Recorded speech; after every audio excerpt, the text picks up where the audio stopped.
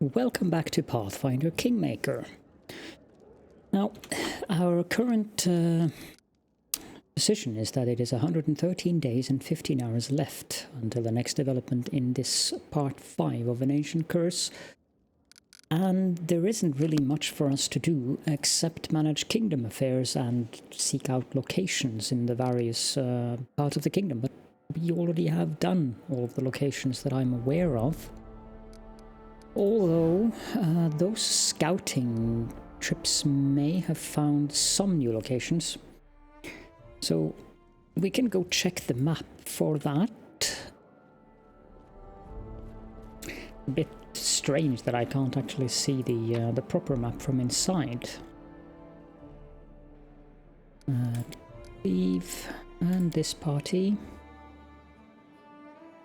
Oh, yes, I'm going to have to scale down slightly on my recording, so some of my series will be every second day for a little while, just so I get some rest for my eyes, and also the latest Satisfactory update is kind of important for the channel, so I also have to spend some time on that, but it will only be for a few days,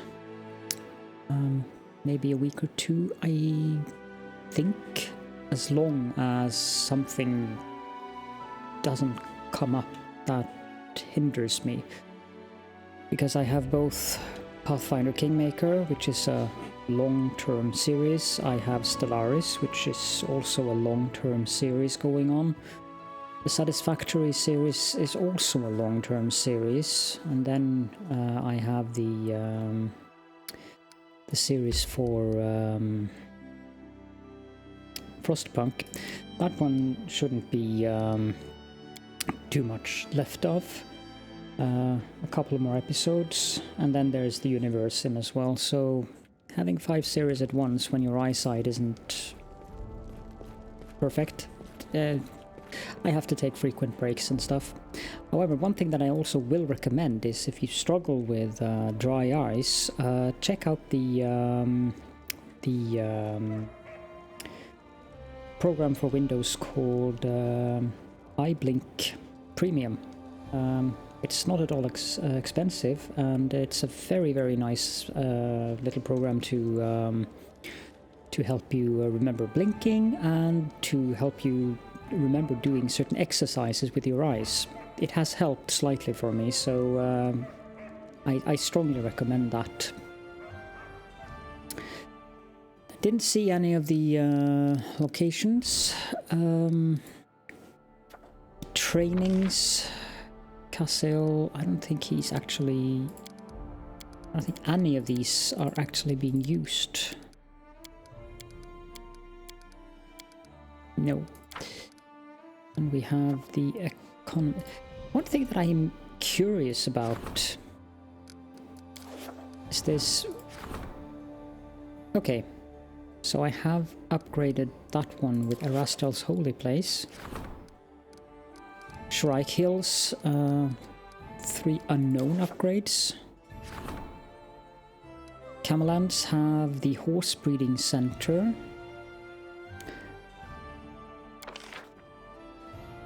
Ah.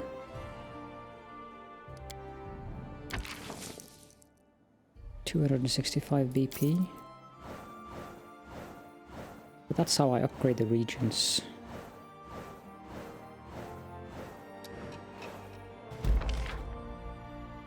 According to an old tradition, all shipwrecked goods belong to the inhabitants of the shore on which they wash up.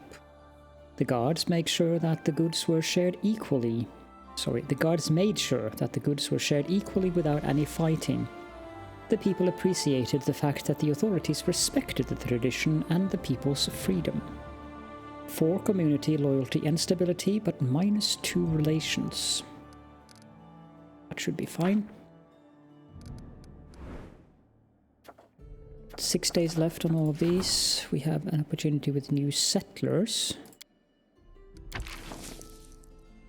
Takes 14 days. You can do that, Valerie. Omen.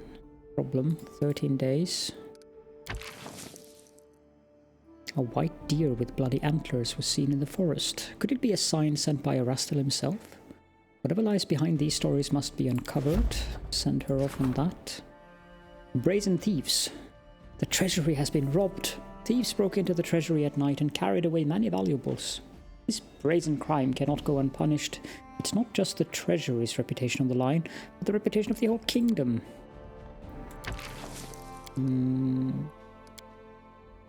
Oh, that's not good. You do that, you've lost. Regions, Iron Heart of the land. Turn the whole region into your stronghold.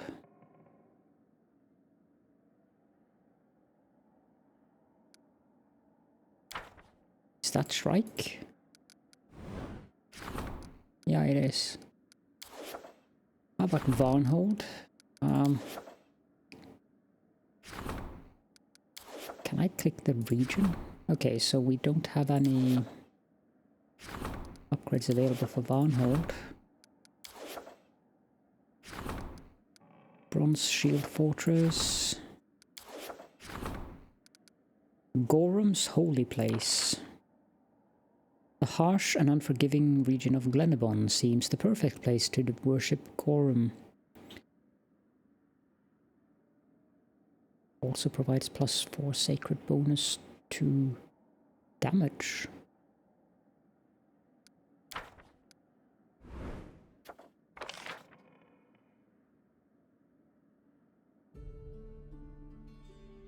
The outskirts could become...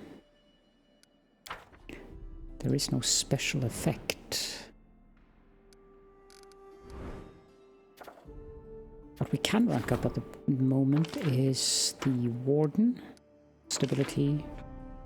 We can rank up the Counselor. That is loyalty to level 6. We can rank up the General, which would be military, to level 7. And we can rank up the Espionage.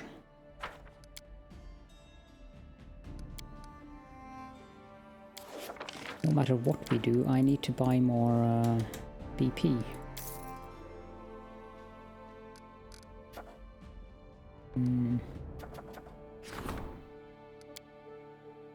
How can I do that when he's not even available?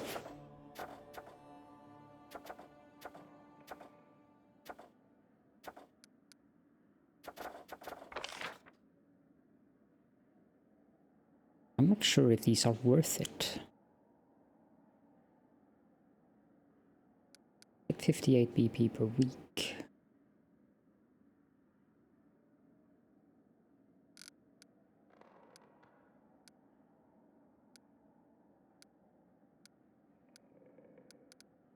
I get BP per week according to these.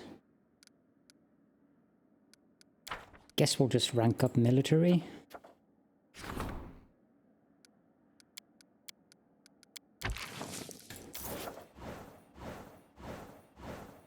And I almost have the Opportunist achievement. One more thing here and I will get the Opportunist achievement.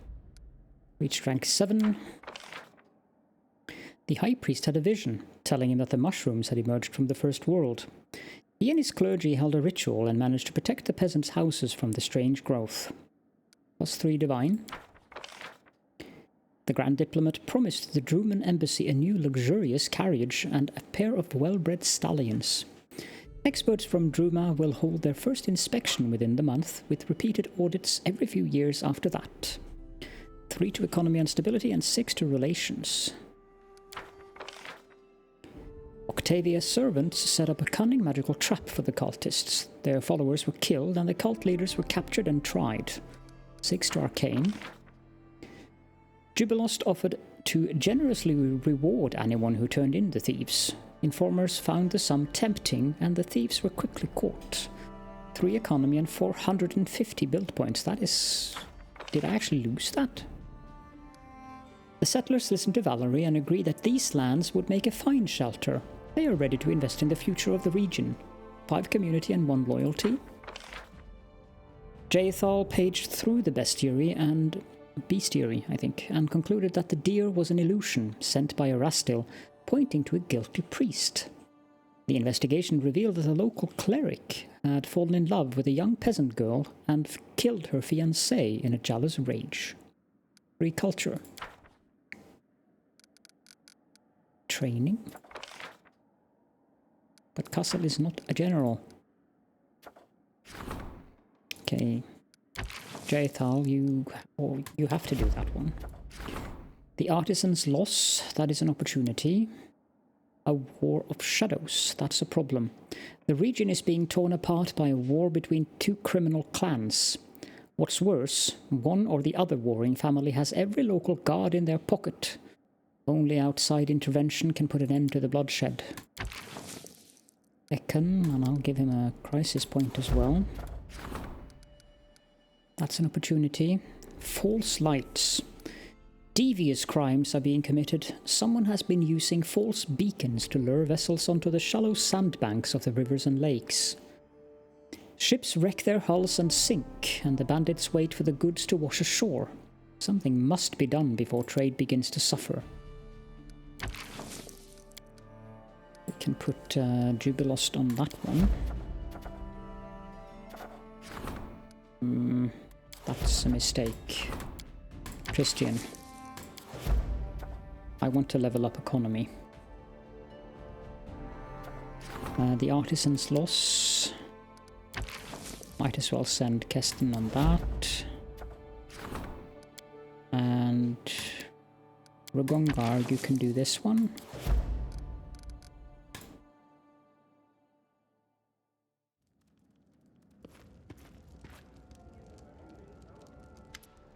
Rogongar grins contentedly.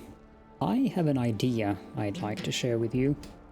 I'm sure it's occurred to you that we are now in control. We are the power everyone answers to, and not only in the stolen lands. We demand respect, and those worthy of respect are worthy of doing business with. Profitable business. Anyway, 3 representatives of dealers in life and death have requested an audience with you. All 3 are willing to support our army. Talk to them and decide which of them we want to sign a contract with. However, we can't hire all 3. Each of them wants to be your main weapons supplier. If I were you, I'd consider the Arcanum.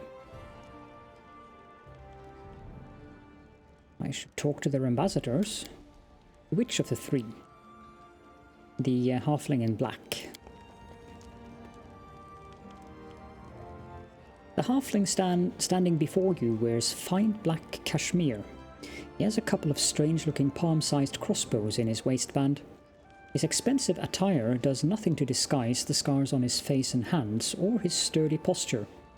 Your guest seems more accustomed to sitting in the saddle and wearing travel clothes rather than visiting palaces wearing expensive attire. Greetings, Your Highness. I am Captain Romelo. I represent the Smoky Dawn Arms Factory in the Grand Duchy of Alkenstar. Our enterprise is prepared to provide your army with the finest weapons ever made. What exactly do you have to offer? The captain's voice grows serious. We will provide your soldiers with our weapon, teach them how to use it, and make sure that the weapons are working. Believe me, each bolt shot by our crossbows will cost the enemy an equal amount in gold. I should make clear from the beginning, we are not selling the technology. Your engineers won't be permitted to repair the weapons. They are to be handled exclusively by our specialists. However, if you're interested in any of our non-weapon technologies, our craftsmen will gladly train yours. Tell me about the weapon in your waistband. The captain grins and pats his crossbows. So, you'd like to know how they're operated? What gears bring these small death machines to life? How can they rain bolts down upon the enemy without ever recharging? It's a secret. We make our living from other people's ignorance of how our weapons work. Nevertheless, I will tell you a secret about these 2 crossbows of mine. The left one is for normal work. I use it to kill bandits and thieves spying on our secrets. It's loaded with ordinary bolts. The right one is for special occasions. Each of its bolts bears the name of a rascal who wronged me or my family. When the right one is empty, my travels on Golarion will end, and I will return to Alkenstar and find myself something else to do. Thank you, I need to think. The sorceress. A sturdy middle-aged woman in a practical grey attire bows to you. You can tell by the numerous strings and laces on her neck that she is wearing quite a number of amulets under her robe. Her hair is short and cropped. To me she appears bald, but okay. First Foreman Rakilata at your service, Your Highness, reporting for negotiations on behalf of the Wands Brigade, graduates of the Arcanum. Your title is very unusual. Every member of our brigade is an Arcanum graduate. We each have combat experience and a desire to build a mercenary career. We've been preparing to accept your orders since we entered the Wands Brigade. And what do you have to offer to my troops? Our experience. You are hiring the Wands Brigade, an independent squad of mages, not merely as soldiers, but as advisors and trainers for your other troops. Each of us not only possesses magic, but also has extensive combat experience. What is more important, we know when and how to use it. We are not theoreticians or professors, Your Highness. We are arcane practitioners, combat specialists and frontline workers. We are willing to share our knowledge with your military mages. What is this Arcanum so famous for? It is the oldest, biggest and the most prestigious arcane academy in Absalom. It is very influential. Students come from all over the world to master the art of magic. Mind you, the school is tuition-free. They teach both magic and practical skills, both of which are certainly useful to combat mages. For instance, if you've learned to summon enraged monsters, it might also be a good idea to learn to run fast. A smile brushes lightly over Rakilata's face. And the dwarf.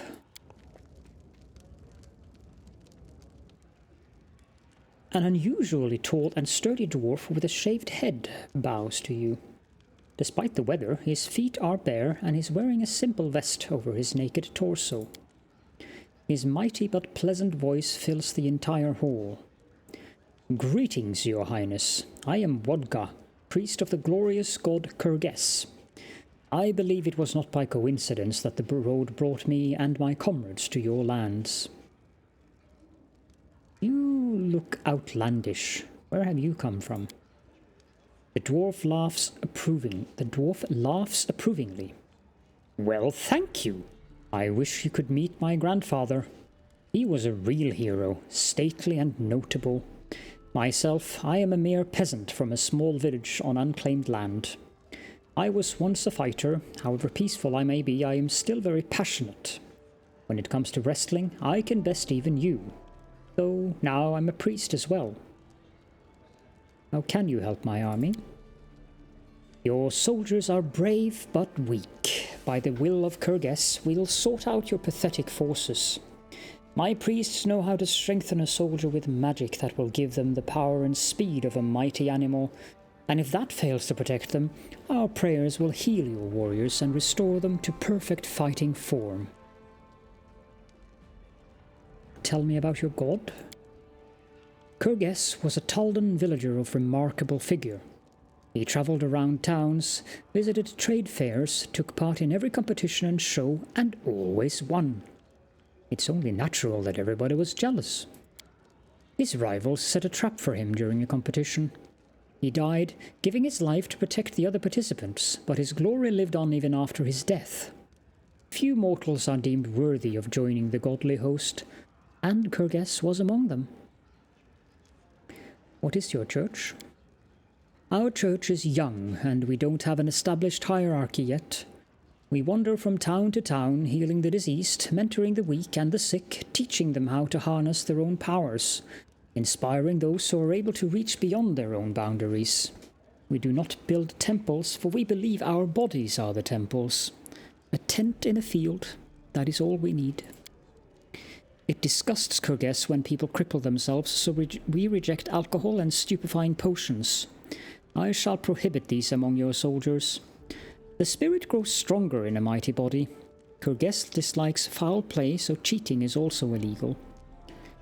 Well, that doesn't sound exactly good for morale. Even with Ragongar's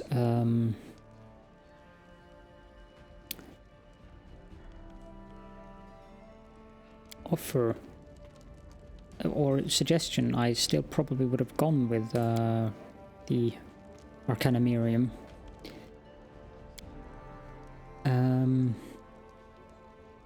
You should think fast. What if an enemy assault takes us by surprise and we've got no reinforcements, huh? 3 BP per week. Okay, so all of them gives us +5 military. I'm impressed with the Arcanum's power. I'd like its graduates to train our mages. You can get a decent education in Arcanum. They don't just teach the books, but also how to use your legs and hold a weapon. The result is a well-rounded warrior. So we get 5 military, but we pay 3 build points per week.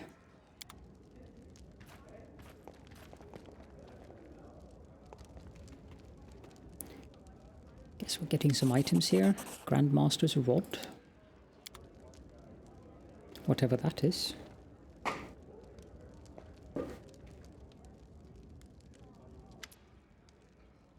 We're getting the Eye of the Tornado.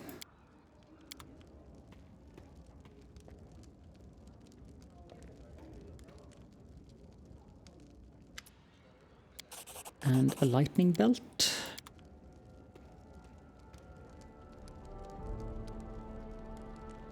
The lightning belt grants its wearer +4 to dexterity and charisma, and also the ability to cast lightning bolt twice per day as a 7th level wizard. Not bad. The Eye of the Tornado is a heavy crossbow with an insane value for a crossbow. Also does quite a bit of damage. +3 shock heavy crossbow grants its wielder a +2 luck bonus to initiative, and the ability to cast summon medium air elemental spell once per day for 7 rounds. I don't know if it's better than the ankle breaker or whatever it's called, but I think I have 3 people with the ankle thing, so probably might use that. And then we have the Grandmaster's Rod, also insanely expensive. This rod grants its wielder the ability to make up to 3 spells they cast per day infused with a primal magical essence. Those spells are maximized and empowered as though using maximize spell and empower spell feats, and ignore spell resistance and magic immunity from the target. Wow. That's very good. I can see why it's called the Grandmaster's Rod.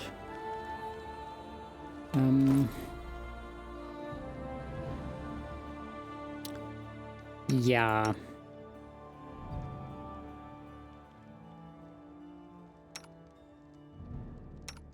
Lindsay, you can take this Eye of the Tornado.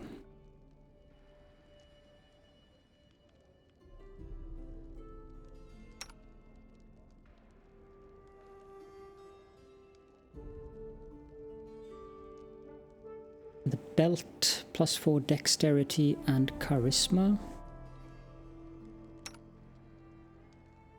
Don't think anyone needs that. Because it would only give you 4 charisma. Would get the lightning bolt twice per day, but as a 7th level wizard. Strength and dexterity, you don't really need charisma. Nice. Yeah, I think dexterity is more useful for you. Strength and constitution.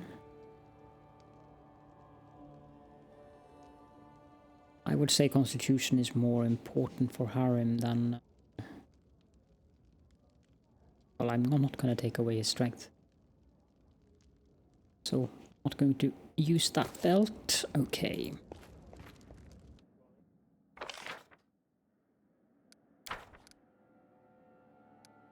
Projects and rank up. So let's rank up the economy to 8. We get that.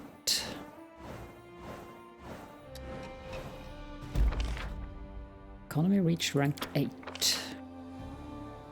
Keston met with the artisan personally, expressed his condolences, and offered to make up for the trouble caused by the guard's failure. The happy artisan received several former guards as his new apprentices who studied and passed on his trade secrets. 3 stability. The peasants accepted Ragongar's invitation, and they've already begun training. Our people's patriotism only grows. 2 loyalty and 7 military. Tristian failed. The guard has been unable to track down those responsible. The criminals continue to plague the region. -2 economy, relations, and stability.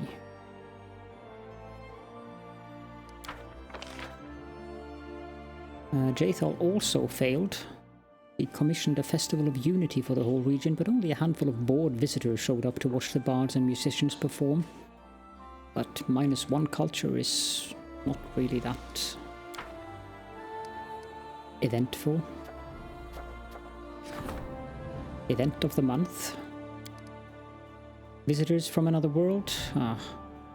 Peasants are terrified. A local mage is conducting dangerous experiments during which he is summoning beasts and monsters from other planes. The growing discontent threatens to turn into a riot.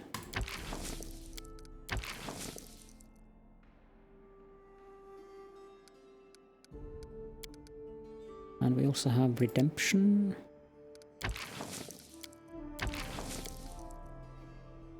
Knock Knock is confused. That is 13 days. Let's do that. And that.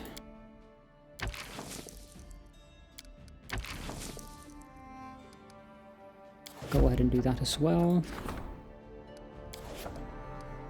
I think I got the achievement.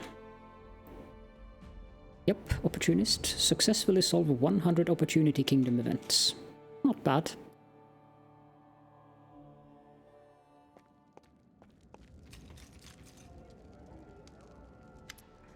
Your citizens are grateful to you, Caledorn.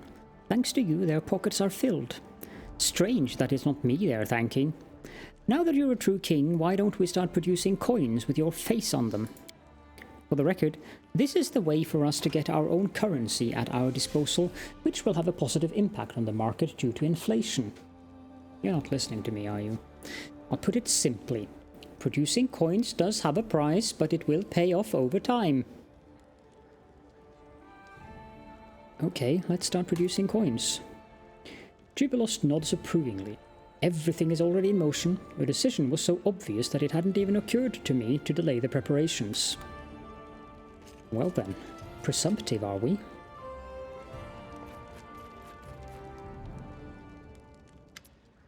Knock Knock seems confused. You notice what seems to be a leather rag in his hands. It smells faintly of sulfur.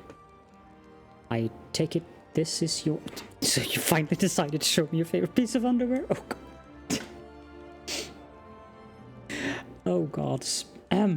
I take it this is yours? Knock Knock remains frozen as he stares at the cap in his hands. He seems surprised and uneasy. Was once mine, worn in the village. King once ripped it off my head, beat me across skull and face with it, then used as wipe rag and hit me again. Thought was lost long ago. What is it doing here? Knock Knock looks uneasy. It's a challenge for the ruler of tribe. The king has come back for me, but cap looks strange, smells strange. Why now? He glances around. Where'd it come from? Goblin come here, drop it off? The king has returned? Why would he humiliate himself? Knock Knock takes a deep breath. When goblins in Steel Lands fight for tribes, they fight over Big Best Hat. Hat like a crown, but not ugly and shiny like yours. This is a challenge. Another tribe. He swallows. Maybe he hear of our allying.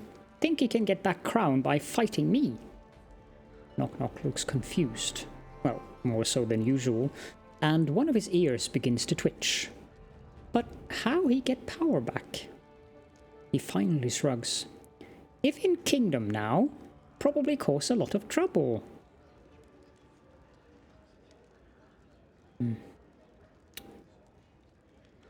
Then we need to stop him. Knock Knock nods, then leans down, then with a shaking finger turns the cap over. On the inside you see a map scrolled in red. He shows us the way. We meet him where Lamashtu's shrines were. We need to come together, you and me. Rules of challenge. As you glance the map, you both are surprised as the leather cap suddenly alights, burning brightly, and then crumbles to ash on the floor. That's not ominous. Knock Knock is silent, staring at the ash. He says nothing. You've never seen him this worried. You decide to give him space, but keep the challenge in the back of your mind. That gives us something to do. More items. Stonekeeper.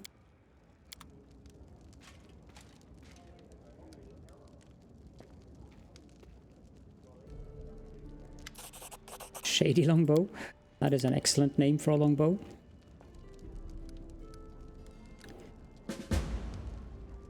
Guess we need to go out and do that quest for Knock Knock. +5 to stealth. And the ability to cast invisibility. Stonekeeper. That's a pretty nice sword. Although I think the one we have on Amiri is better. By far. So I guess it'll just go to the vendor.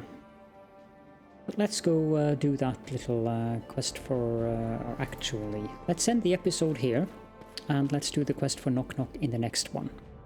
So thank you all so very much for joining me, and I will see you all next time.